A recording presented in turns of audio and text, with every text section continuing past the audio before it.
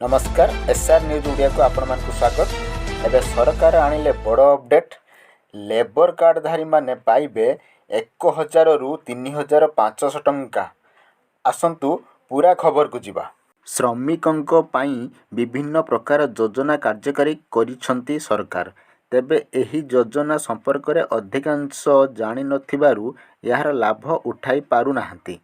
सरकार पक्षरु प्रदान करा जाउथिबा लेबर कार्ड माध्यम रे सरकार श्रमिकंकु 1000 रु 3500 टंका मिलिबो। एही कार्ड माध्यम रे श्रमिकंको परिचय होई पारिबो एवं सेमानंकु विभिन्न योजना रे सुविधा जुगाई दिया जिवो। श्रम संशोधन विभाग पक्षरु एही योजना परिचालित होईछि। स्किल मिशन अधीन रे एही कार्ड पई आवेदन करि पारिबे। श्रमिक यह द्वारा सरकार पाखरे श्रमिकंको बाबदरे समस्त तथ्य रही पारिबो। कार्ड पाइबा परे श्रमिकंकु एक रजिस्ट्रेशन नंबर दिया जिवो।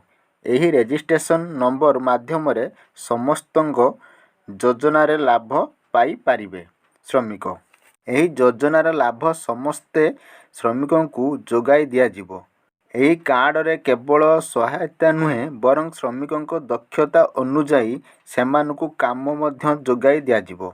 एही कार्ड पाइबाकु हेले श्रम संशोधन विभागर वेबसाइट विजिट करिबाकु पड़िबो।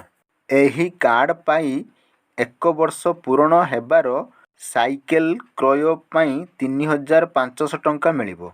सेही भली श्रमिकंको पाई उपकरण किनिबाकु सरकार लेबर कार्ड माध्यम रे 15000 टंका जोगाई देबे।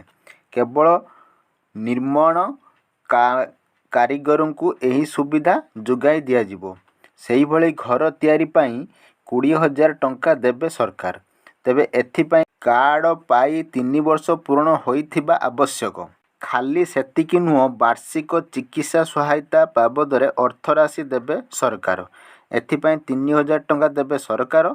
सेही भली 60 वर्ष परे एही योजना रे श्रमिकंकु पेंशन मध्य जोगाई देबे सरकार।